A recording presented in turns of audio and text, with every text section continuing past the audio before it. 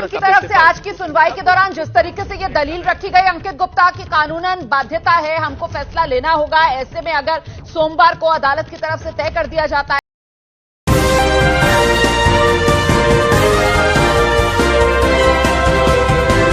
आदाब, नमस्कार, अस्सलाम वालेकुम नाजरीन। पल पल न्यूज के न्यूज रूम से मैं हूं आपके साथ नदीम अकरम। एकनाथ शिंदे भारतीय जनता पार्टी की यारी में इस कदर अपने आप को प्रिटेंड करने पर लगे हुए हैं कि जैसे मानिए उन्होंने धोखेबाजी से महाराष्ट्र में सरकार गिरा करके महाराष्ट्र पर एक बड़े फतह हासिल कर ली हो। पर भारतीय जनता पार्टी संग यारी में शिवसेना को खत्म कर देने पर तुले एकनाथ शिंदे जो दावा लगातार कर रहे थे कि शिवसेना जो है उनके दम पर है और शिवसेना जो है उन्हीं की पार्टी है, उद्धव ठाकरे तो बाहर से आ गए। जब ये दावे, ये दलीलें लगातार एकनाथ शिंदे गुट द्वारा किए जाने लगे तो सुप्रीम कोर्ट में शिवसेना आखिरकार किसकी, इसको लेकर के सुनवाई चल रही है। और जब सुप्रीम कोर्ट में सुनवाई चल रही है तो एकनाथ शिंदे गुट और भारतीय जनता पार्टी को बड़ा झटका लगा है, जहां साफ तौर पर उन्होंने ये कहा कि अभी चुनाव आयोग को कोई भी निर्णय लेने से पहले एकनाथ शिंदे के ऊपर यह फैसला कर लेना चाहिए कि आखिरकार शिवसेना किसकी है। जो दावे लगातार किए जा रहे थे, क्योंकि 8 अगस्त को हल्फनामा दाखिल होना है और उस हल्फनामे पर ही सुप्रीम कोर्ट ने रोक लगा दी है और इस रोक से शिंदे गुट को बड़ा झटका लगा है। किस तरीके से कोर्ट में सुनवाई हुई और इस सुनवाई के बाद आदित्य ठाकरे ने क्या कुछ शिंदे गुट के लिए कहा है, इस पर भी नजर डालेंगे। आपको बता दें कि एकनाथ शिंदे और उद्धव ठाकरे गुट के अलग अलग होने के बाद शिवसेना को नियंत्रण को लेकर दोनों पक्षों के बीच कानूनी लड़ाई जारी है।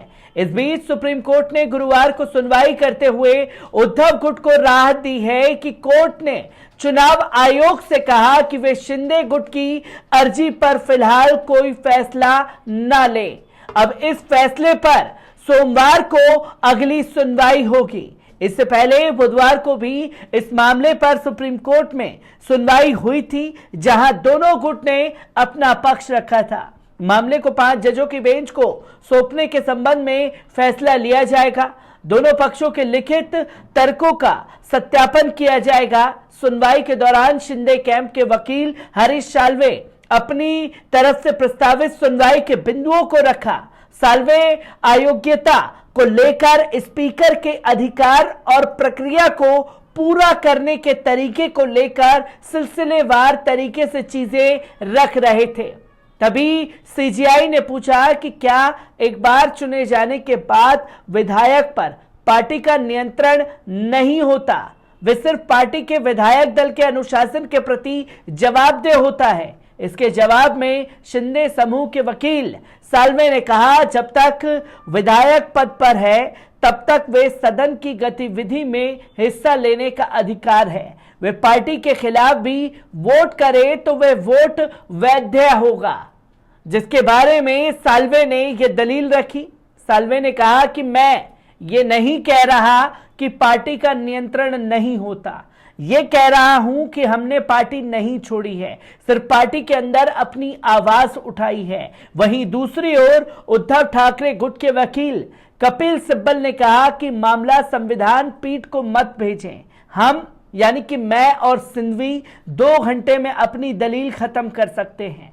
सिब्बल ने सवाल किया कि जो अयोग्य ठहराया जा सकते हैं वे चुनाव आयोग में असली पार्टी होने का दावा कैसे कर सकते हैं।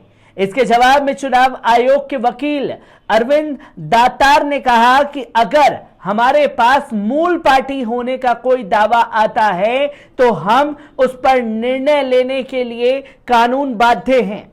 विधानसभा से अयोग्य एक मसला है, हम अपने सामने रखे गए तथ्यों के आधार पर निर्णय लेते हैं। जहां सुप्रीम कोर्ट ने दोनों की दलीलें सुनने के बाद साफ तौर पर कहा कि जो 8 अगस्त को शिंदे गुट द्वारा शिवसेना को लेकर के हलफनामा दिया गया है उस पर रोक लगनी चाहिए। शिंदे गुट को पूरी तरीके से तवज्जो नहीं दी जा सकती, जो कि सुप्रीम कोर्ट के जज ने साफ शब्दों में कहा है।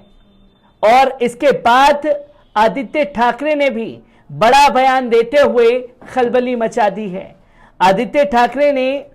शिवसेना नेता आदित्य ठाकरे ने मंगलवार को एकनाथ शिंदे के नेतृत्व वाली महाराष्ट्र सरकार को धोखेबाजों की सरकार बताया। इसके साथ ही आदित्य ठाकरे ने दावा किया कि यह सरकार जल्द ही गिर जाएगी। उद्धव ठाकरे सरकार गिरने के बाद आदित्य ठाकरे आउटर रिच कार्यक्रम में सतारा जिले के पटना में एक रैली को संबोधित कर रहे थे। महाराष्ट्र के पूर्व कैबिनेट मंत्री ने कहा कि महाराष्ट्र में 20 जून को से विश्वासघात सामने आ रहा है। यह धोखेबाजों की सरकार है, यह एक असंवैधानिक सरकार है और यह गिर जाएगी। उन्होंने शिंदे गुट के इस दावे का मजाक उड़ाया कि शिवसेना नेतृत्व के खिलाफ उनके विद्रोह ने 33 देशों में सुर्खियां बटोरी। पूर्व मंत्री ने कहा कि क्रांति और विद्रोह करने के लिए साहस चाहिए, लेकिन इन लोगों के पास वो साहस नहीं है। मुख्यमंत्री रहते हुए अपने पिता की रीढ़ की सर्जरी का जिक्र करते हुए आदित्य ने कहा कि उनकी सर्जरी के कारण देश में लोगों को पता चला कि राजनेताओं की भी रीढ़ होती है। बता दें कि इससे पहले भी आदित्य ठाकरे शिंदे सरकार को धोखेबाजों की सरकार बता चुके हैं। एकनाथ शिंदे ने शिवसेना के 26 बागी विधायकों के साथ विद्रोह किया और भारतीय जनता पार्टी खेमे के साथ मिलकर के महाराष्ट्र में अपनी सरकार बना ली, जिसकी तस्वीर लोगों के सामने आई तो जनता में भी गुस्सा है और शिवसेना में भी इसको लेकर के लगातार दो फाड़ हो रखी है। और यह अंदरूनी कला जब सुप्रीम कोर्ट पहुंचा तो शिंदे गुट को बड़ा झटके का सामना करना पड़ा है। हर एक तस्वीर शिवसेना की आप लोगों के साथ साझा करता रहूंगा। दीजिए इजाजत, शुक्रिया।